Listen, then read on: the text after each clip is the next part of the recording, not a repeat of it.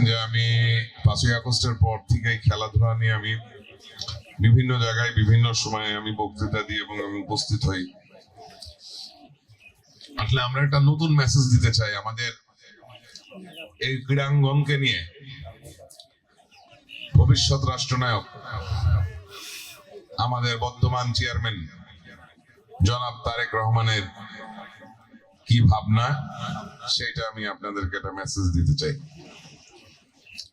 এই ক্রীড়াকে আমরা, খেলাধুলাকে আমরা পেশা হিসেবে নিতে চাই। পেশা হিসেবে নিয়ে যাওয়ার জন্য আমাদের চেয়ারম্যান জনাব তারেক রহমান উদ্যোগ নিয়েছেন। ক্লাস 4 থেকে বাচ্চাদেরকে বাধ্যতামূলক খেলাধুলা করতে হবে। প্রাইমারি স্কুল থেকে প্রত্যেকটি খেলার পরে আলাদা আলাদা শিক্ষক নিয়োগ দেওয়া হবে। ক্রিকেটের জন্য আলাদা, ফুটবলের জন্য আলাদা, অন্যান্য খেলার জন্য আলাদা। এবং প্রত্যেক বিভাগে বিভাগে বিকেএসপির শাখা করে প্রত্যেক উপজেলা থেকে প্লেয়ার বাছাই করে নেওয়া হবে জাতীয় খেলার জন্য, জাতীয় টিম তৈরি করার জন্য।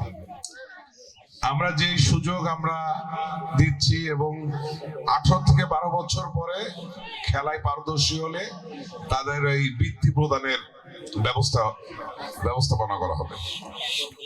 আমরা খেলাকে বাংলাদেশে আমরা পেশা হিসেবে আমরা প্রতিষ্ঠিত করতে চাই। সেই জন্য যারা ক্রীড়ামোদী যারা আছেন, যারা এই খেলাধুলার ভিতর আছেন, তারা আরো বেশি উৎসাহী হবেন এবং খেলাধুলার প্রতি আপনাদের নজর আসবে। আপনাদের সবাইকে আমি ধন্যবাদ জানাবো। আমাদের যেহেতু এখন হলো নির্বাচন চলাকালীন সময়, নির্বাচন পরবর্তীতে এই তরুণ প্রজন্মকে এবং এই খেলার যারা উদ্যোক্তা আছে এবং যারা এই খেলাকে বিভিন্ন ক্লাব বানিয়ে যারা এই খেলাকে আমাদের সমাজে ধরে রেখেছেন কিংবা বাঁচিয়ে রেখেছেন, তাদেরকে আরো উৎসাহিত করার জন্য এবং তাদেরকে প্রত্যেকটা খেলায় পার্টিসিপেট করার জন্য। বিদেশ থেকে দেশে রেমিটেন্সের টাকা আসে নিরাপদে, তাই আজই আপনার আপনজনকে বলে রাখুন রেমিটেন্সের টাকা যেন শুধু নগদেই পাঠায়। একটা ক্লাবে যেটার প্রয়োজন কিংবা যেভাবে করলে একটা ক্লাব সচ্ছলতায় থাকবে, আমি সেই ব্যবস্থাগুলো আপনাদের সাথে পরামর্শ করে আমি করতে চাই। সেজন্য আমরা আরো খেলাধুলায় উৎসাহী করতে চাই। স্কুলে স্কুলে খেলার জন্য ক্যাম্পিং করতে চাই, কলেজগুলোতে ক্যাম্পিং করতে চাই, বিশ্ববিদ্যালয়গুলোতে ক্যাম্পিং করতে চাই এবং আমরা প্রশিক্ষণের মাধ্যমে আমরা জাতীয় পর্যায়ে এই প্লেয়ারদেরকে পৌঁছাতে চাই। আগামী দিন আবার আপনাদের সাথে দেখা হবে। আপনারা ভালো থাকবেন, সুস্থ থাকবেন। 12 তারিখে আমাকে ধানের শীষের ভোট চেয়ে আমি শেষ করছি। আসসালামু আলাইকুম। বিজয়ী এবং রানার্স আপ দলের সবাইকে অভিনন্দন। সেই সাথে আলম আজকে এখানে এক্সাক্ট ইয়াং জেনারেশন আমাদের তরুণ প্রজন্মের সবাইকে লাল গোলাপ শুভেচ্ছা।